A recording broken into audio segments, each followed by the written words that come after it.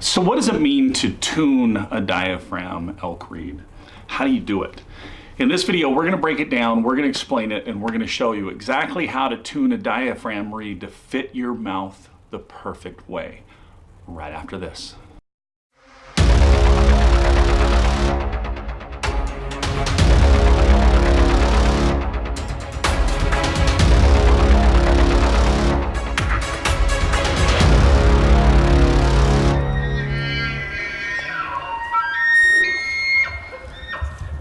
Hey everybody, Michael Batiste from the Elk Calling Academy, where we give you the blueprint for success in the elk woods. On this channel, we do elk call reviews, gear reviews, elk calling lessons, tips, and tutorials just like this one. So I know we've all heard it out there, oh, I have to tune my diaphragm reed. What does that mean? Well, put simply, to tune a diaphragm reed basically means that you're doing things to manipulate that reed to fit the roof of your mouth properly. And it's important to get that proper fit because that's what gets you the really good seal and allows you to really control that diaphragm. It means it'll fit all the way up in the roof of your mouth. You'll have better control. You won't have air escaping and your tones and notes will be a lot cleaner. But what exactly is that? What does it mean to tune a diaphragm reed? So we're going to use the Blue Double from Native by Carlton here. So there's a couple of things on tuning a diaphragm reed. Now obviously this is a conventional reed. You can do this with domed reeds, with raised angle pallet plate, I mean any reed on the market. Just some of the things you have to be careful. So one of the ways that you can tune a reed is you can take your thumbs, put them on the outside of the horseshoe, which is the inner frame. Take your fingers and kind of put them in the middle, and you can put a little bit of bend on that so that the curve matches the roof of your mouth. Now you have to be careful on some of the domed reeds because if you bend them too much, you can pop that plastic dome off. Me personally, I don't like to bend my reed. I like a nice flat reed. In fact, as you put a reed in your mouth and you call on it, it's naturally going to bend a little bit to match the roof of your mouth because these are just aluminum frames. So with the pressure of the tongue and being up in the roof of your mouth, it's just going to curve a little bit. When I start seeing a reed curve, I will take it out and flatten it back out because like I said, I like that nice flat reed. Now the other thing, by bending it a little bit, it's going to get that latex to stretch or to loosen up a little bit. Now, what you can do instead of bending is you can take that reed and you can just sit here and just pull on it just a little bit. Just get that latex used to stretching. Now, again, I'm going to caution you, be careful on this because if you pull too hard, you're going to rip that latex right out of the frame. Now, one other thing that we can do is there's a lot of tape on these, okay? Now, the first step to tuning a reed is you need to put a reed in your mouth and see how it feels, okay? Right now, we're not too worried about front to back, but we're worried about side to side. If it feels really wide side to side, there's some things that we can do.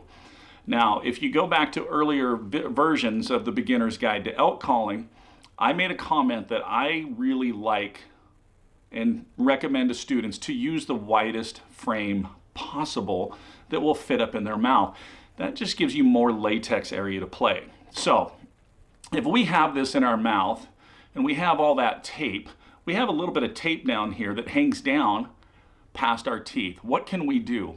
Well, we can get a pair of scissors and we can start trimming, okay?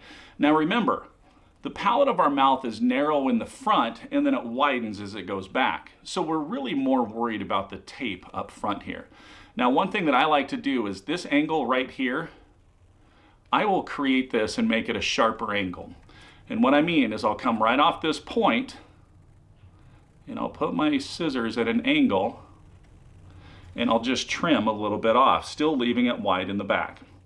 And then we want to do the same thing on that other side. Okay, so remember, we haven't messed with front to back yet. We're only messing with the side. So then we'll go ahead and we'll put that up in the roof of our mouth. Feels pretty good. Okay, So the front to back feels good. Now for me, I don't trim the front to back at this point. I pretty much have this set to where I like how it fits. Now you certainly can trim some off the back if this is really sticking far back, but I caution you to wait for a little bit on that. Start with the sides first. Now notice on the sides, I didn't come right next to that frame because I still want a little bit of material that's going to fit on the inside of my teeth to help hold that reed in position. Now, without all that extra material hanging down, now what this allows me to do is when I put my tongue up against that reed, I get a much flatter and better contact with my reed, or with my tongue onto this diaphragm reed. Okay, so again, we're going to sit here. We're going to play with this latex a little bit, get it to stretch. Now, here's the other thing with new reeds, and a lot of people will take a new reed, they'll pop it in their mouth, and the first thing they try to do is do a few cow sounds on it. And it won't do very good cow sounds, and they take it out of their mouth and they go, oh, that reed's garbage, and they throw it away. But the best way to really break in a diaphragm reed or get that going is grab the reed, grab a tube,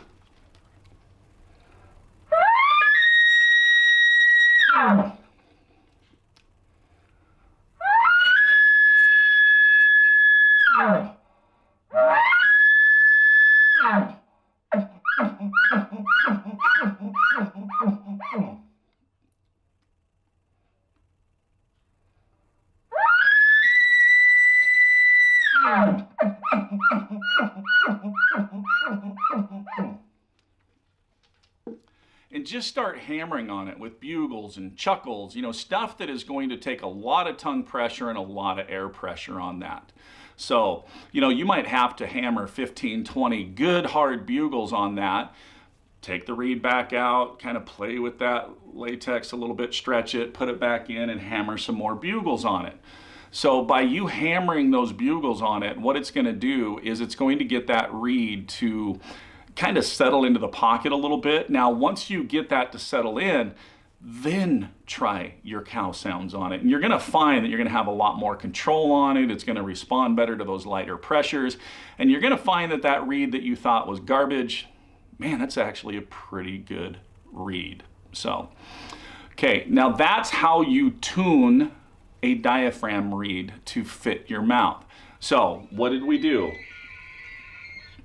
We bent the frame a little bit if you want to go that route. And like I said, bend it just a very slight bit.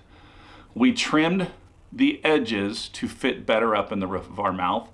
And we kind of played with that latex to get it to loosen up. And then we just hammered 15 to 20 good hard bugles on it. I bet if you guys will do this, you will find that the reed will actually fit better in the roof of your mouth. You'll have better tongue contact, better seal, and better air control with that diaphragm reed. So there you have it. That's how you tune a diaphragm reed.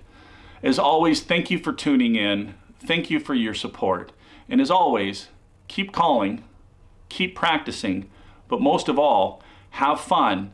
And we'll see you on the next episode of the Beginner's Guide to Elk Calling, brought to you by Elk Calling Academy. See you on the next one.